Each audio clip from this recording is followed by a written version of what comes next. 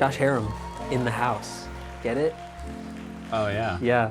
Yeah, so first I just want to say a big thanks to Finca Coffee for having us out. We did some work with them before, and they've been super generous. It's been awesome to work with. They have 3 locations around St. Louis, and hopefully we're going to do some stuff at each one eventually, so.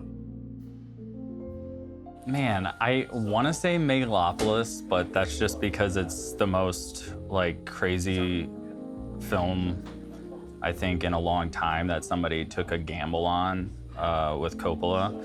But no, there's a lot of good movies that have come out. I just don't think I've seen them yet. Like I'm really interested in seeing like The Substance. I'm interested in seeing The Brutalist, I would guess, is probably gonna be my favorite film of the year, but I haven't seen it yet. It's like everything's Christmas.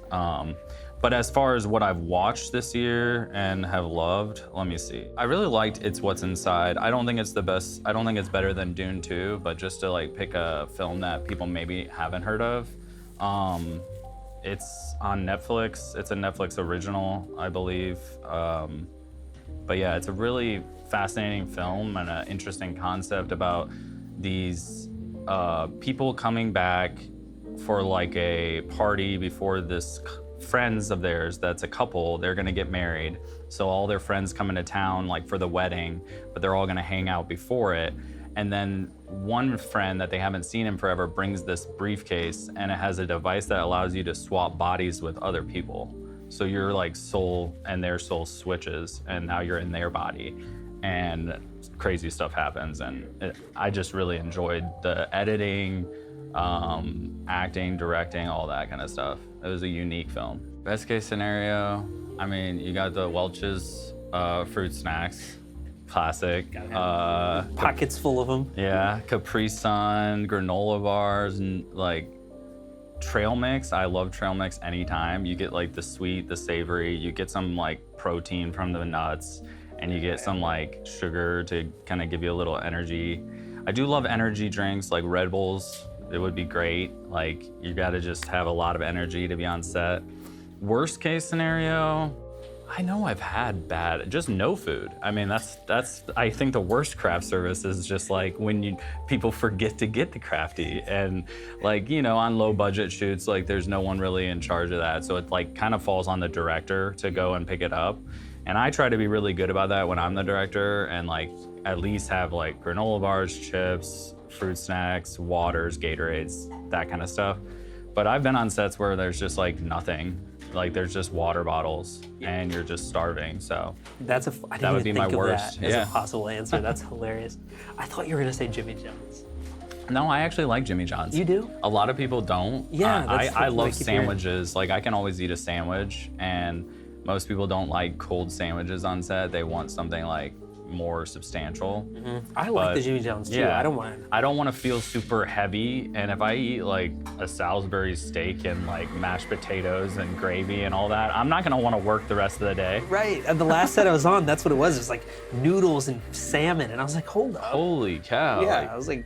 Creativity, I like pre-production. I like having that creative talks, like if I'm the DP, then with the director, like, so you can plan out things. It's a time to dream. Like there's nothing on the line. You're just sitting at a coffee shop like this, discussing the film, discussing the project, coming up with ideas. What if we put the camera here? What if we do that? But if you were doing that on the day, it takes so long to figure out, like, and maybe you don't even have the right rigging that you would need to accomplish that shot that you had. So like planning is key. And then with that planning on the day, like going with the flow of the director, the actors, or whatever, like if an idea pops in your head, like I try to share it every time and not just try to stick to what we planned. So it's like, oh, you know, let's get that shot that we had planned, but like, I just had an idea to do something totally different, like, and then throw that out. So I definitely love like the spur of the moment and feeling that like instantaneous creativity, but like, you can do that in pre-production. It's just much easier, and like you're not moving anything around. You don't have any crew there, so I'd always much rather plan ahead. Yeah, you're able to do like more impromptu things if you have that box of stability ready. Yep. Like that you can fall back on, or I agree with that. Cool. I guess like the GH4, Lumix GH4 is probably like, that's the first camera that I bought specifically for video instead of photo. Like I had been doing photography for close to 10 years when I switched into like cinematography. And I had a Nikon D600, which is a great stills camera, but like the video was not very great. And so that's when I switched to the Lumix, and that GH4 did great things. Like I created some, you know, really cool work, and I feel like that was like the first step into like becoming a cinematographer. I think a lot of people have stories like that with the GH4 and the GH5. That's such legendary cameras for that. Yeah, because there's like my favorite films, I don't feel like I'd want them to have like a sequel or a prequel. Right. So like I wouldn't want to do some of those, and they're more like art house films or like Tarkovsky or something. It just wouldn't make sense. So one that would make sense, I would do a prequel for The Matrix probably, because I love The Matrix 1 and I love the trilogy, and they just made a new one or whatever like a few years back, but I think it would be cool to like go before, you know, and do a prequel. The one that's gonna stand out the most, and I've come around a little bit to this, but Everything Everywhere All at Once. I can't, like when I saw it in the theater right when it came out, I was just like, this is just some kind of like Gen Z meme movie, you know? Like it's just like trying too hard to be weird. And like there's a good storyline in there, but it's like covered up with all this just like, let's have random, you know, stuff thrown in to make it strange. And I just don't like that. I want to feel like authentic and stuff, but I rewatched it and it's definitely a lot better than I felt the first time.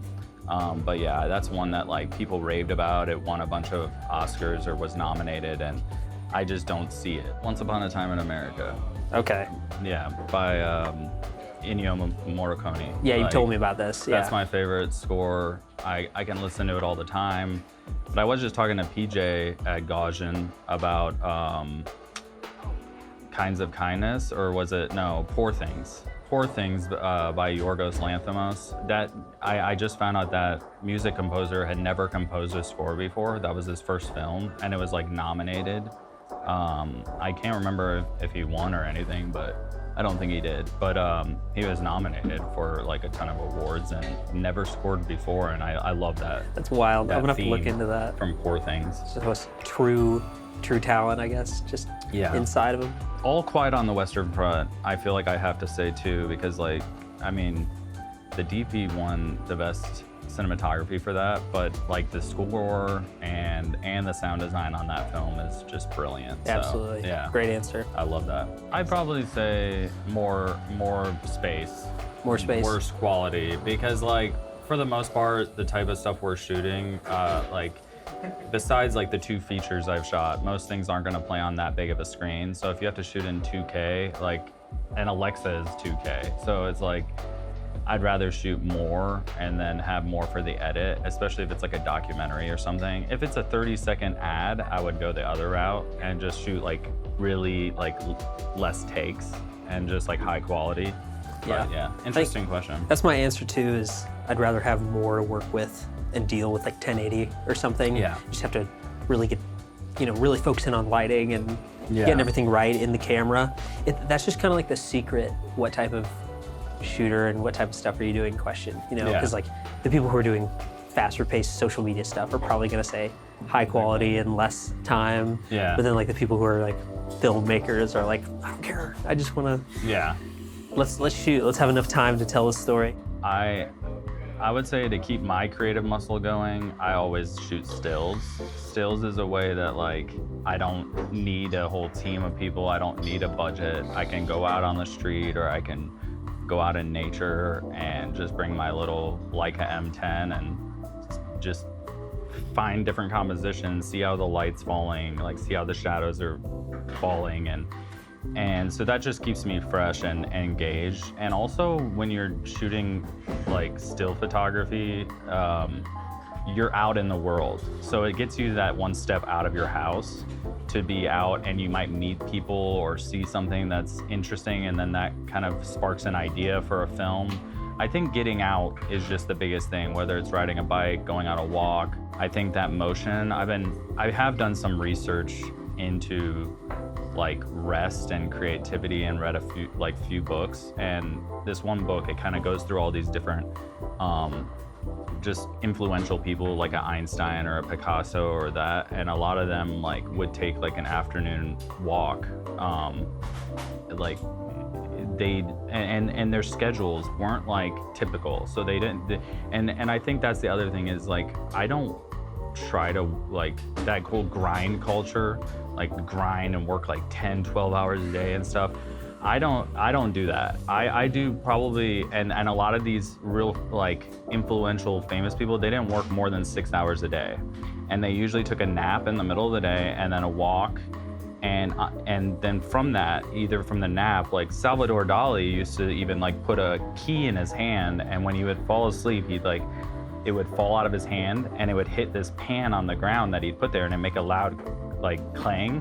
So he would be right in between like the sleep state and like reality, and that's where he wanted to be when he was painting. So he like created a system that helped him, you know, be creative in the way he wanted, where it's like that inner sleep state, he wanted to kind of have that. So he created this thing where he dropped a key every time he was like about to nod off. So I guess I don't try to like, I don't set an alarm. I wake up whenever, and I'll go into like my office and I'll knock out different things, but like usually if I feel like I want to create something or I'm working on like a script or an idea, like, and I'm not getting there, I don't like just sit there and try to push through or something. Like I'll try to change my environment, get up, go run an errand or something. And usually like if I do a walk or something, then I'll get more ideas, I'll get fresh, and then I can kind of jump into it. Nice. Yeah, I also see on top of that, you have a lot of hobbies that keep peeking out that I don't know about. Like Fingerboarding. Fingerboarding, that's what it was the other day. I was like, yeah. I didn't know that was like a thing. Because I never really share that because I think it's funny as a 34-year-old man to be fingerboarding still, but like, yeah, I mean, it's been with me forever. Like I was 14 years old. Well, thanks. I was 14 years old when I started like tech taking at school, and it just has never left me. And only recently have I gotten like actual wood ply boards that have like better hardware and like building a park and stuff. But yeah, I mean, there's hobbies that I don't really like show. And I actually, fingerboarding is another really great one because like while I'm editing or working on my computer, I can have, it's like a fidget. It's like a fidget, what are they called? Fidget spinner. Fidget spinner for me. Like I'll just do little kick flips or, nice. You know, 360 flips, and then I'll get back to work. And so, yeah, it has been kind of like that. Mm-hmm. I like that. Yeah, I'll have like my Mini or my Switch, like play a couple rounds of Pokemon, then I'll go back. I probably need to chill on that because you get, you know what I mean? That's like that is a little bit too much. I've tried to like, I bring the Switch to the office and stuff, but like, I feel like it's a little too much. Like I can't kind of go back and forth between the two. What's helped me over the years is the same thing, like having hobbies that have nothing to do with my favorite hobby. Mm-hmm. And then I find myself, like I find my voice in my main hobby through the other hobbies I do as well. Yeah. Like I learned that, if that makes sense. So do you find that at all? Like the things you do outside of filming shape how you film and how you think? Yeah, I would say like my last film is based on like a relationship I have, you know, so like doomsday preppers and conspiracy theorists, like I wrote that script around, but that's like what's in my life, like my relatives, that's how they live and that's how they talk, and so I've heard all of that.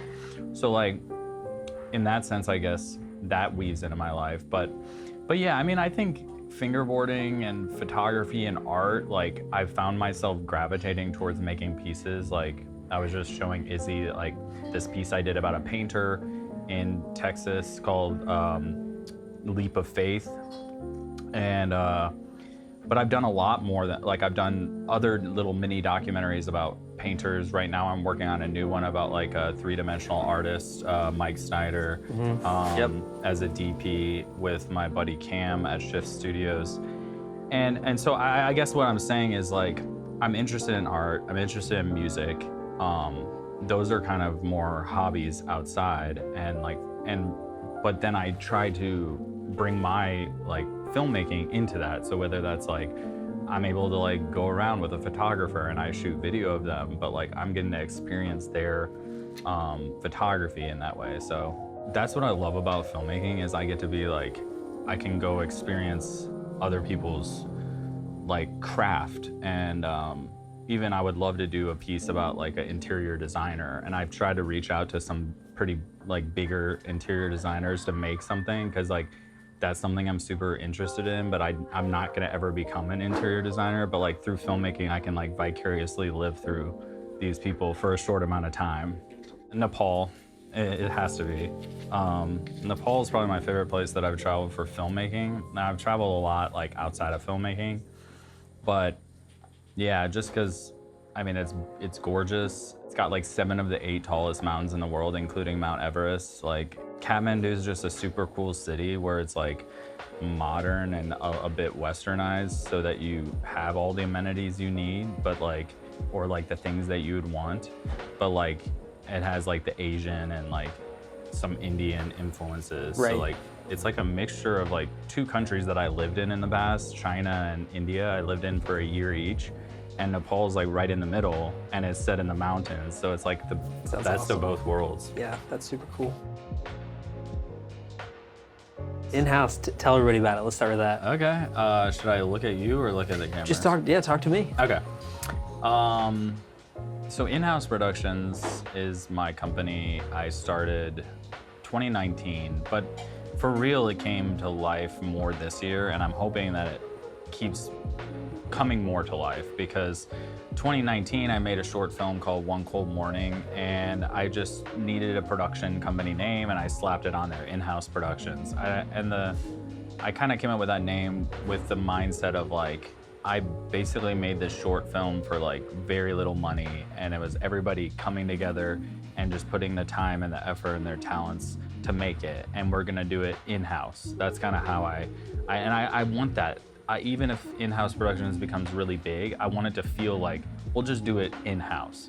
And so I had the name back then, and I've done another short film called Autumn Swim, and I put the name on there, but I've made a lot of narrative short films, but I would say those 3 are the ones that like I consider my like real director short films. When I did The Hunted this year, and I got a little bit bigger budget to make it, I felt like I should finally just make this an official LLC, open up the bank account. Like I'm gonna have to pay all these people that are working on this film from that.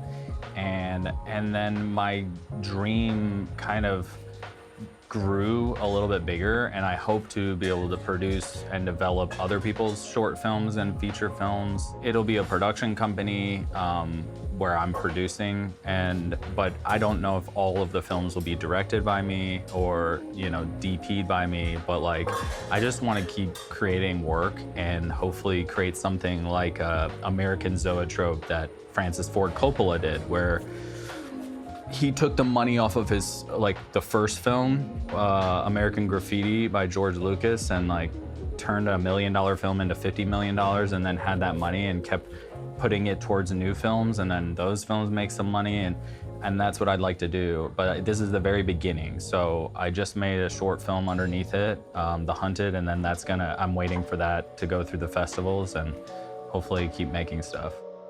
When do you hope, like ideally, when do you hope like a feature film is in the, you know, less in your than cards? 5 years. 5 years? Less than 5 years. Like right now I've got 2 feature films like in development, like one that's more in like the script revision phase, and then one that's in like the outline phase that could be written, but I need to find a screenwriter.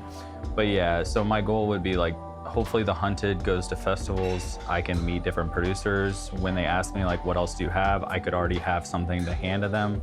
And then from there, hopefully they'd want to produce it and make that one. And if it does well, you know, just keep cycling the money back through and just keep making films, both documentary and narrative. That's kind of in-house productions.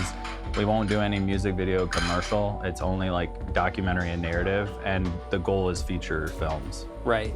Do you think, and I don't think I've asked you this type of thing before, so the actors you've used in the past, are there any actors or like people that you want to just bring with you along the way on everything? You know, like George Lucas always has Harrison Ford in his stuff, or Bong Joon-ho always has that, I can't remember his name right now, that Yeah, same I know actor. who you're talking about. Like, do you have like, that's his, that's almost like the recognizable thing in his film. Yeah, What do it's you like a have in muse. your film that's like, are there people you want to bring to everyone? Is there an idea? Like How do we De know? Niro and like Robert De Niro and like Leonardo DiCaprio are kind of like Scorsese's guys, and then you have like Brad Pitt and Leo are like Quentin Tarantino's. Yeah, no, I have like one actor that I've collaborated with on like multiple projects. So I could see him like, and he's always hyped on my work. So like, he's my biggest like fan, and I love working with him, and he's very raw. Ben Taylor. But yeah, I don't know. I haven't had that. Like each project I've taken on has two different of like parts to kind of keep that going. I find that like every film I've worked with different actors, and it kind of depends on the project and the availability and all that. Okay, what about outside of actors? Is there anything else that like gives your productions a voice? I'm like, oh, that's a Josh Herum, in-house production film. I think so far it's my voice, like just my directing style, and because up till now it's been like that. I think I'd be curious like to go with what you're saying, like how A24 films usually have a similar feel to them. Yeah, you just know that's A24. I think we'll get there one day, but like right now it's so early on. Like it might be more of like the themes and the stories that we want to like tell is more maybe the defining point. But yeah, right now in-house productions is so early on. Like it was just established officially this year, so I think you'd have to talk to me in like 5 years. Right, it's pretty early. Yeah.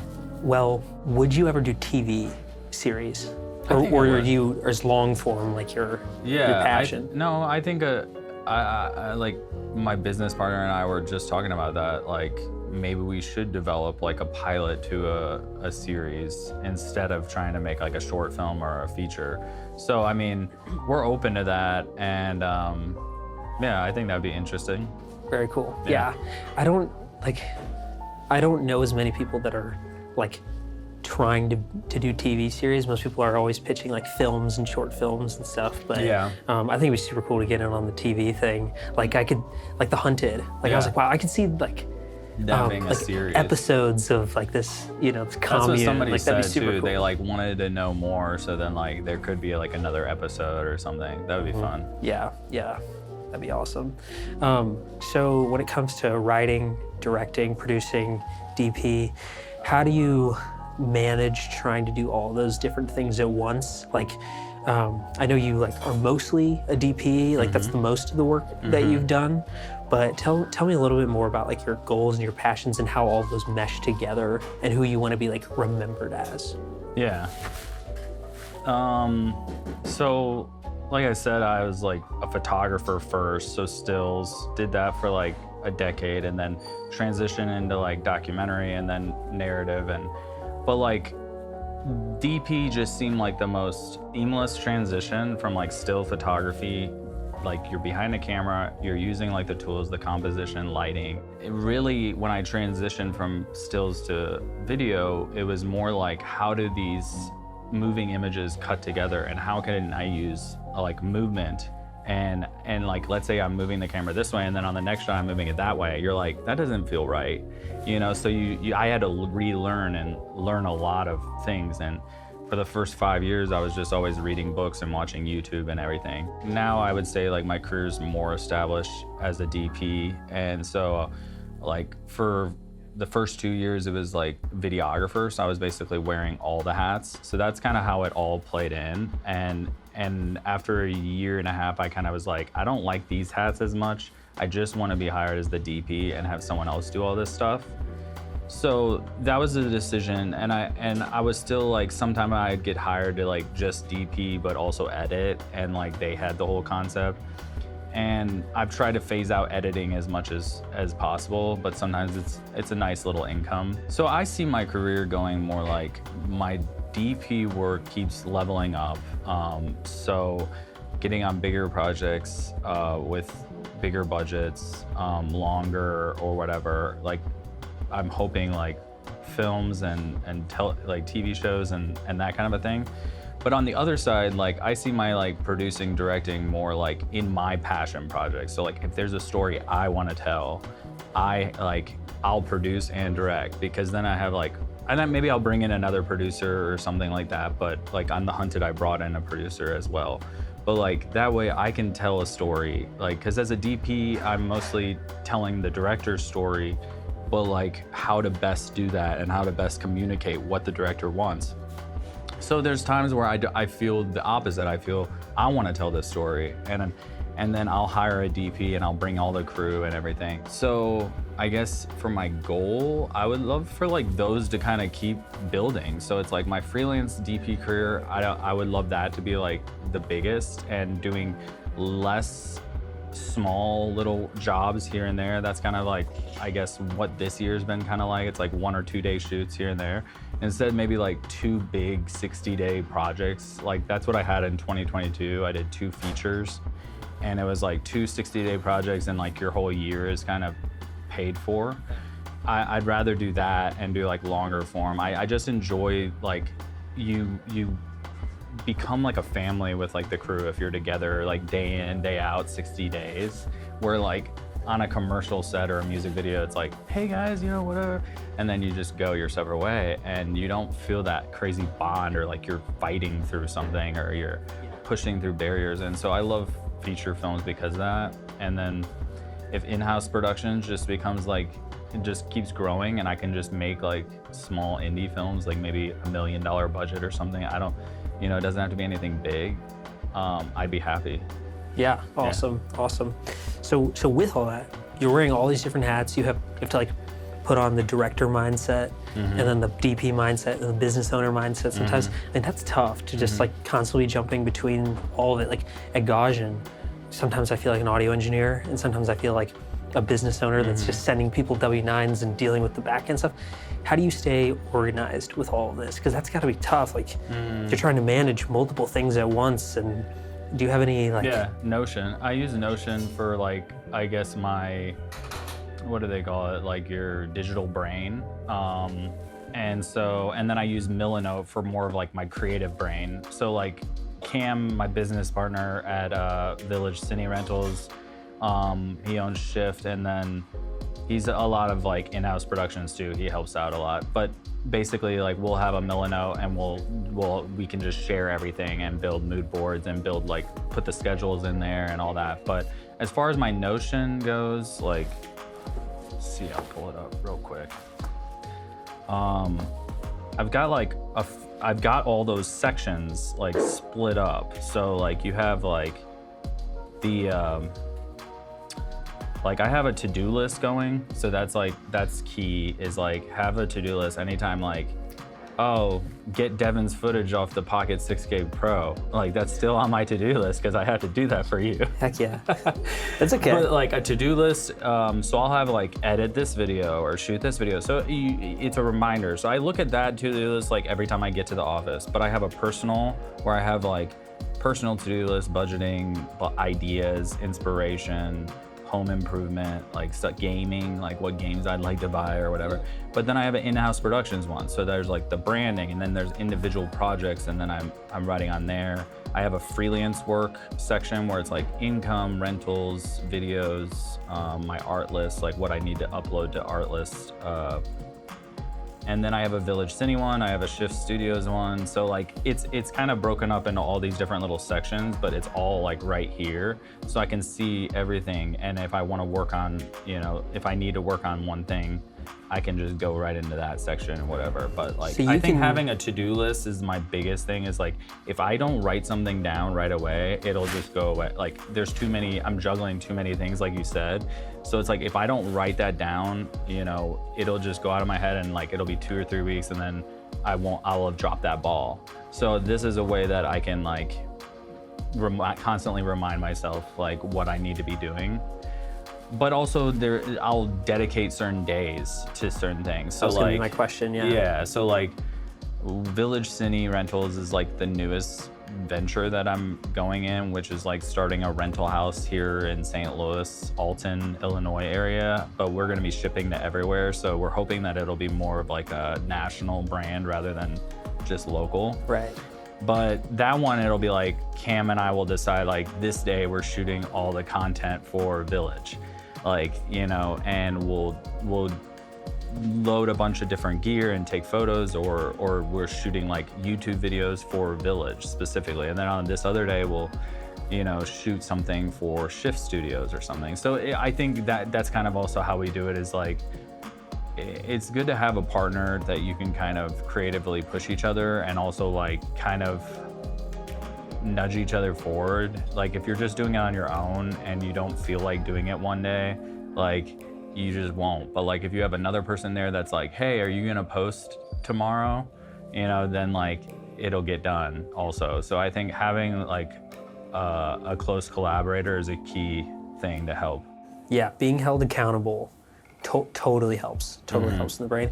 I like that you're able to like, both in your notes and on your days, like split up everything. So you're like in this mode, in that mode. That's a good way to wear all these hats and just like do all the things you do. Because I don't know many people that are doing as many different things as you're doing. So that's super cool. We're really thankful for all the help that you've been with us as we've gotten started. We're impressed by your work that you've done, you know. Thanks. And yeah, we like Josh is like pretty much one of our favorite guys we've got here in St. Louis. So just want to make sure I took the time to do a shout out to him real quick like that. But yeah, so back into it.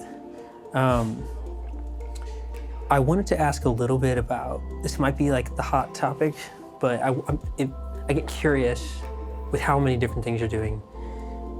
The AI, scary topic, is that incorporated into your workflow a ton, or is that something you're staying away from? Yeah, no, that's a good question. I fall, I would say, more on like a purist side. So like with my photography, for the longest time, I never like digitally manipulated my images at all. And even to the point where like Lightroom, I could do like a white balance change or something, but like any kind of, like I would sometimes do dodging and burning in Lightroom, but like if it couldn't be done in a dark room, I basically wouldn't do it. And I shot film photography for close to 10 years as well. So like, that's kind of how I've been, is like, I don't like digitally manipulating things. And that's what I see like AI kind of as. It's like, if you're using AI to create art, I don't particularly like that, and I don't plan on doing that. Now I can use AI as like a tool to help out like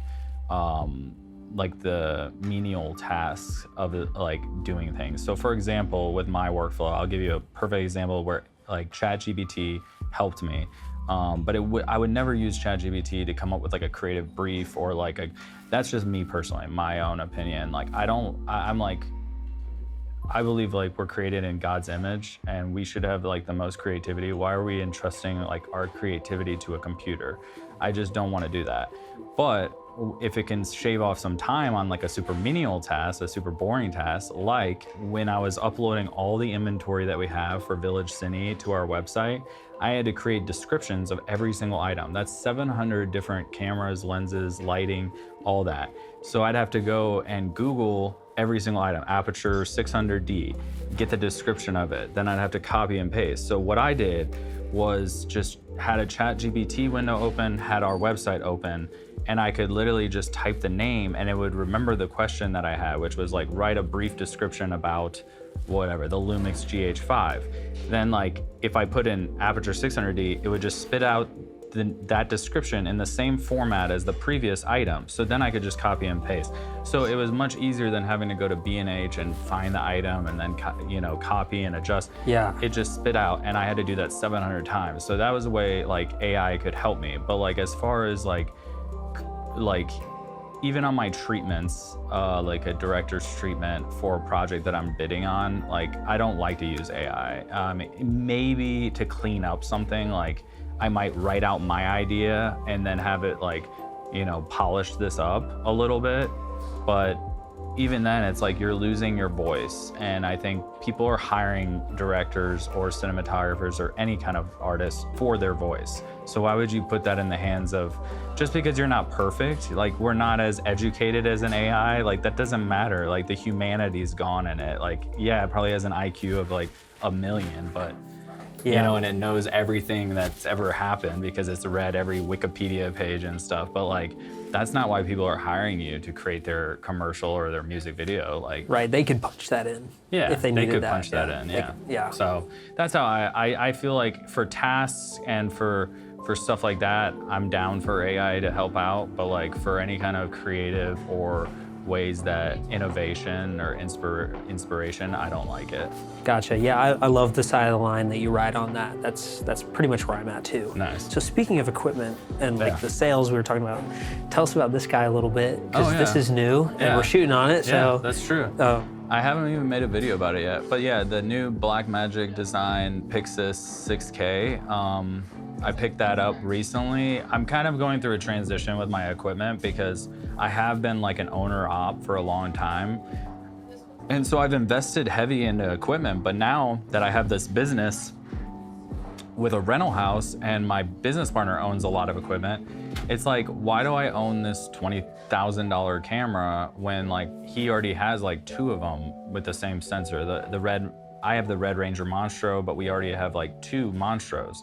So I'm like, I'm just gonna sell that camera, sell a couple other cameras, and get this smaller one that's like $6 grand for like the full package, and it creates great images. So it's like a full frame Pocket 6K Pro, but with a bigger sensor and box style, so it doesn't have that weird shape of the pockets anymore. And you can rig it out, and it can become just like a kind of a mini Alexa Mini. It's like a miniature, even smaller Alexa Mini, but it has a really nice build, and I like the accessories that I've gotten for it. Like there's a cage, like this full metal cage with like, I think it has like 300 mounting holes, so you can literally like mount it any which way you want. Yeah, or that's mount awesome. things to it. So yeah, it's been a great camera so far. But have you used a lot of Blackmagic before this? Yeah, I have actually. So after that GH4, I got that in like 2017. 2018, I had a Ursa Mini. Oh, cool. 4.6K before the Pro, so before the NDs got put into it. But then I did have like, working at a job, I had another Ursa Mini Pro, and then I had a red Komodo. Then I owned an Alexa Mini, so I would switch to Arri. And I'm definitely an Arri guy, I would say, like if I could choose one. If I could choose one camera, I'd probably own their new like Alexa 35. But one day I think we'll have all those cameras at Village. We already have like a couple Alexa LFs and a Mira and an original classic. So I think we'll get a Mini and a Mini LF within the next year. Nice. And hopefully a Venice and stuff like that too. Yeah, well I think this is gonna be an awesome like daily driver type camera. Do you like the Smaller UI projects. of Blackmagic? Yeah, I love it. It's one of the most simple like menu systems ever. And then you have like Bluetooth control.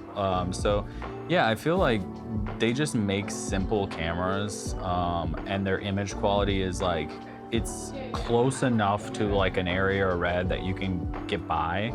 It's not like quite as nice of an image, but like for majority of things, and if you have a good colorist, like it's gonna look just like you can match like an Alexa or a Red.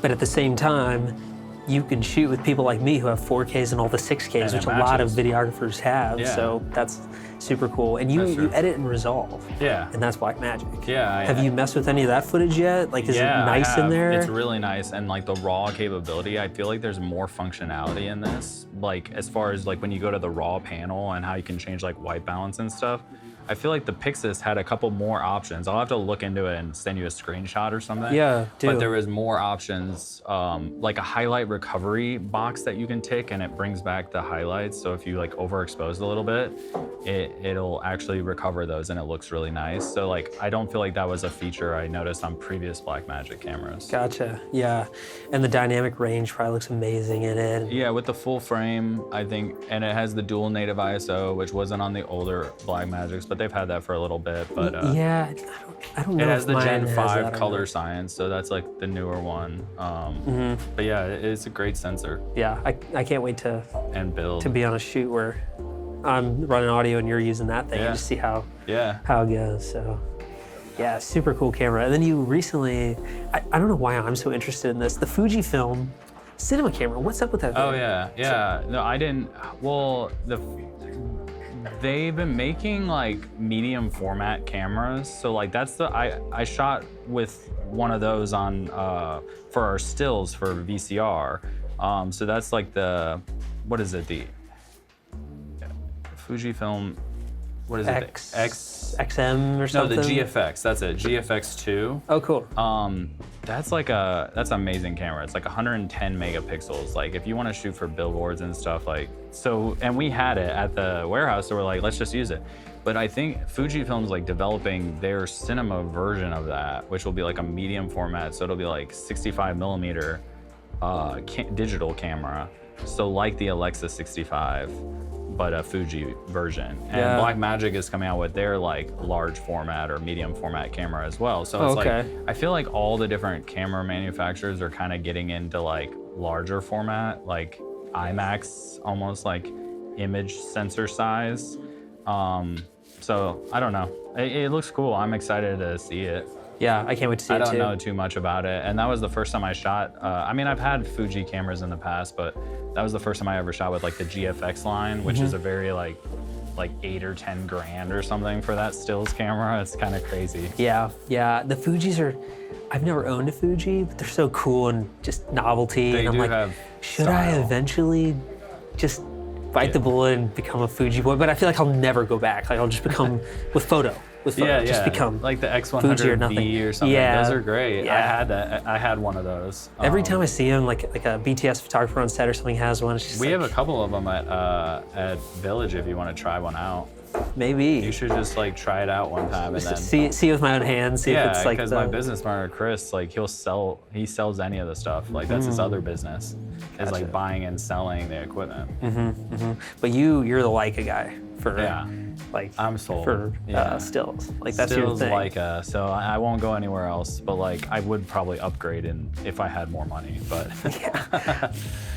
but yeah, I just love the lenses, and then also the colors and the sensors are great too. But even if I was shooting film, like it's the build quality, it's the ergonomics. Like who can make like a 50 millimeter f2 this big? You know, like it's just tiny. Yeah. And the rangefinder system, I didn't think I would like that kind of focusing. Yeah. But like I do. It takes some getting used to if you've shot with SLRs forever and like looking through the lens. Now I'm just looking through like just through the viewfinder, not through a lens. Right. Which took some getting used to, but I enjoy it. You're seeing the world as it is rather than through the lens. Yeah, I'm not the right guy to ask, but I've messed with them and I'm like, they're just off-putting in the beginning, but I'm sure once you get past that, they're good. So let's talk about audio a little bit. Okay. And I always like to ask like directors, producers, and DPs like how they think audio. Like let's say you hired PJ and I to score a film for you. Yeah. Are you usually just looking for another film that you want to model after? Are you like trying to paint a picture in your head and you usually already have sound in mind for you? How early on in the process are you thinking about audio at all? I'm just curious what goes through your head when you're... Yeah. The interesting thing about me, and like I've worked with I've worked with a lot of different directors, but there was one director early on in my career who I worked with on like 9 different narrative projects, short films and web series and stuff like that. And he liked to use a lot of like band like already written music, like punk songs or something, you know, like Tarantino has like kind of pop songs or something. Yeah. I've never been like that. I've always loved working with original scores, and I don't know why that is, but like even from my first film that I shot in China, like when I just transitioned from a stills camera to a one that could shoot video, like I had this, my friend of mine was a musician, and I was like, and I did this documentary about hope, and I interviewed 7 Chinese people and like what they placed their hope in, and what their definition of hope was. Well, anyways, each person had their own like personality. Like one was like a break dancer, and one was like a monk, and one was like a embroiderer, one was like a bookworm and stuff. So they all had their own personalities. So I was like, she was a pianist, and I was like, can you just kind of come up with like a theme song for each person that kind of matches their personality? And that's kind of how I went with her. But that was my first film. It's called Hope. But like ever after that, I was like, I'm always gonna score every film. So I did like another film in India called Sala, which means sun. And that one, I got a different artist to score. So like I've worked with a ton of different, I don't think I've ever had an actual repeat composer. That's another interesting thing. Like I've probably made about 8 or 9 short films now since 2014, so 10 years. And I've never had a repeat composer, or that's not true. I have had one repeat composer. The girl who scored my first, that documentary I was talking about, she scored another film that I did in South America called A Divine Coincidence. But how I do it, I would say like with The Hunted, it was kind of like, The Hunted was also like inspired by the Hunted film, which is, it has a whole different theme, like totally different story, but I loved the score that was done for that film. So I was listening to that while I was writing, because I just wanted that feeling, that intensity, that suspense. And when you have the music going, I just found that like my brain could go there a lot better on the writing process. So that definitely, like when I came to you guys, that definitely was there and the inspiration. But then I had other ideas and different films, like The Hateful Eight was definitely an inspiration for The Hunted. But it really depends on like the film, yeah. Because like, even this little, like, I did this little documentary about Bolliard's Meat and Provisions here in Maplewood, if you know that, it's like a butcher shop. Yeah. And I hired my friend specifically because I wanted it very folk sounding, and he plays like the banjo, lap steel, dobro. Like he can play all those more like folk, grass, bluegrass type instruments. Earthy instruments. Yeah, and so I was like, I had him score it. And then also sometimes I just take a chance. Autumn Swim, the film that I did before The Hunted, this composer reached out from like London, England, and I just liked his style, and we just talked. And how I'll work with like a composer is usually I'll give like my initial ideas, so that would be after the cut. So this wouldn't be like during filming. Like I had listened to like the music that inspired me, right, to write the script. Then I shot the film. I didn't have any music on set. Some directors do that where they have like the composer compose prior to filming so they can play it on set. Right. I think that's super cool. I would love to do that, but I haven't done that. But then like once I have the edit, I'll kind of give more emotional like words to the composer. So it's like, this scene I want to feel, you know, like they're spiraling out of control, that feeling of like losing something or super depressing, or, you know, so I'll give like kind of descriptive words for each scene, and then maybe there'll be like little transition notes, like add a whoosh right here or do something like that. But then after they like compose that to the best of their ability, then I'll kind of give notes. So it's just kind of a back and forth revision thing. I really like to be in the studio with the composer, which I've had the opportunity to do like a few times. Thank you so much for watching to the end. Josh Herum always has a lot of good stuff to say that I think a lot of filmmakers and other creatives could take inspiration from. If you think you know someone who might be good on the channel, drop them down in the comments below or find our website and let us know. A little bit about us. We are Gaussian Sound Co. We do everything from production to post-production audio. If you've got a film, a commercial, podcast, video, anything else, give us a call. We're always traveling for production work. And then on the post end, we offer custom sound design, custom scores, mixing and mastering, dialogue editing, sweetening, cleaning, you name it, we will bring your project to life. So check out our links below and give us a call. Let's have a coffee. Let's have a Zoom. Let's talk about it.